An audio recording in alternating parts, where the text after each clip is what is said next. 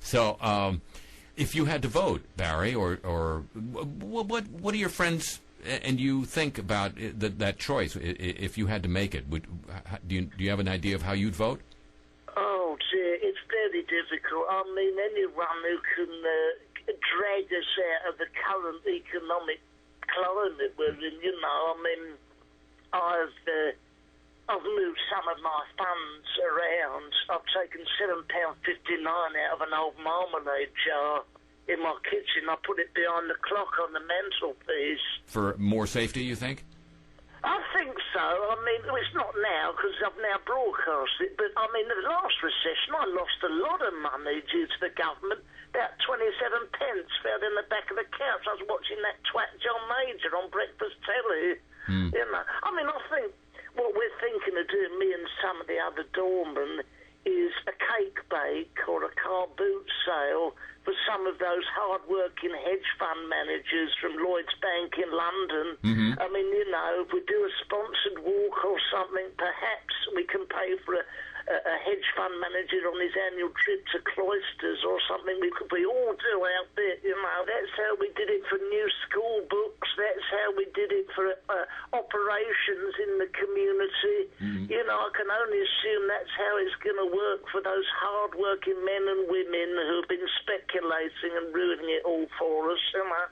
Now, you just when you said that last little bit, it sounded like there's a little bit of anger beneath the surface there, Barry. Are you upset about the way things have gone?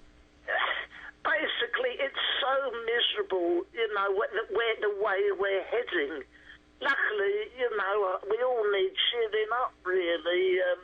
You know, The Simpsons is just coming on over here in a minute. Last week, I wet myself. So I missed that, unfortunately. But there'll be one next week, and maybe you can stay dry for it. Yeah. I'll do it. But no, what I'll say is, you know, to be serious, I would probably vote for Palin and McCain because, you know, a doddery old fella like him, I know what it's like. I'm of a similar age. You know, you do need someone with a steady hand behind him. I don't trust him hovering over the button, an old doddery old fart like that, you know. 1 minute he's going to warm up his cocoa, whoops, I've wiped out North Korea. I only wanted to go to bed with a hot milky drink, you know. So you fear the unsteadiness of someone your age? Yeah.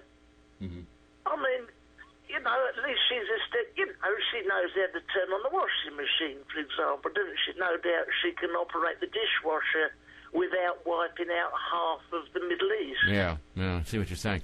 Do you entertain any bitterness, Barry, over having to still be working as a doorman over there No, not at all. There's nothing I like more than getting up at 5 in the morning for a lot of overpaid American fellas coming over to Britain with their satirical comedy. Oh, how we laughed in the kitchen when we played your CD as we were washing up and carrying out your dirty laundry.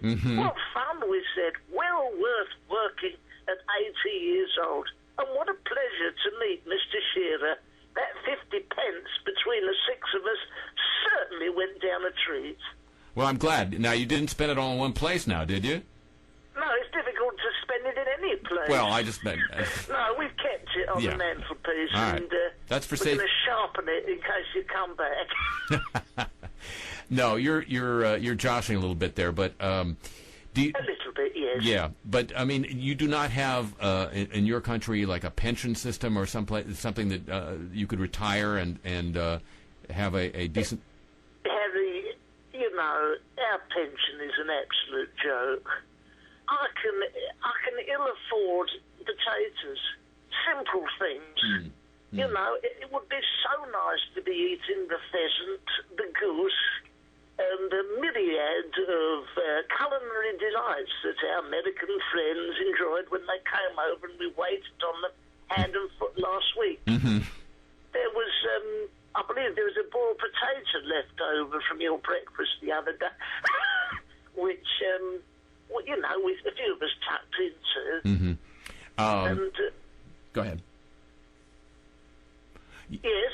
No, I was just recalling my disgust at that potato. Barry, what do you, in the moments we have left, your non-working time, what do you like to do for entertainment? I didn't imagine that you were too much of a fan of telly from some of the things you were saying. Do you like radio at all? Basically, when I was growing up, we used to all huddle in the parlour and listen to Churchill. You know, what he was doing in our parlour, I don't know. Or if not, we'd listen to the radio, the wireless. Yes. And, you know, I still like to amuse myself with a lot of the old games. You know, Shove Halfpenny was a little game we used to play. Quack, Quack, Arthur, Call Me an Arab. Some of these lovely games. Nursey Nunu. Lovely old games, parlour games. Of course, people don't know those games so much now. It's mostly hardcore pornography and nasty video games. But, you know, if only I could find someone to play it with, it would be a lot of fun. Well, and Margaret wouldn't be a good partner for you on that score? Well, yes. I mean, you know, she's not the lady she was. You know, she's got a face like a bulldog looking wee-wee off a thistle. But she's lovely, you know. I mean, on occasion, you know, we do, you know, settle down by the fire for a bit of bunky or knack-knacks. And I'll stick a bag over her head and one on mine in case hers comes off, you know. No, I'm only kidding. Yeah. You know, I'm not saying she's ugly, but when she leans over the freezer, the fish fingers go for her throat. Now, you're kidding now. I am. Yeah. You've shown me pictures of her. She is a lovely lady of a certain age. Yes, I don't show you them all in one go. It's like a collage. I might show you you know, her earlobe or something. I think the whole thing in one go is a bit much, isn't it, Harry? Yeah. So, do you have any fears for the future? Any expectations for the future for the new American president? Oh dear. Well, I would just like him to look after me, look after you, but above all, Harry, look after me. Yeah. Well, you probably need more looking after than I do, so that's... Yeah. Well, that's not the case last week, where I looked after you hand and foot for the entire week, is it? Let's be fair about that. Well, you opened a lot of doors for me, Barry. That's very true. Yes, I did. Yeah. Are you, by the way, calling from the hotel, or are you calling from your flat? Well, I am calling from the hotel. Yeah, I'm going to stick the bill on some unsuspecting punter from his room. Oh, okay. All right. Well, but yeah, I can ill afford this, Harry. But I thought we got on so well. You know, I thought. I mean, I don't know. It might be a gesture if you let me have. I mean, I found 3,000 readers' wives under your bed. Can I keep them? Those weren't mine. That's what they all say. Well, this has been most enlightening, Barry. Since you're a gentleman of experience, do you have any words of advice for our younger listeners about who are looking at this presidential campaign and thinking about it? Yes, my word of advice to any young people would be: stop watching the telly and the candidate debate. Mm-hmm. Get your bloody hair cut and get a job. And that's it, really. That's a catch-all, really. Mm-hmm. Barry St. Michael from London. Thank Watford. you. Yes, thank you for staying up late and calling in. Really appreciate a view from across the pond. And take care of that 50 pence now. Yeah, okay. I'd like to say it's been a pleasure. I'd like to. I'd like you to.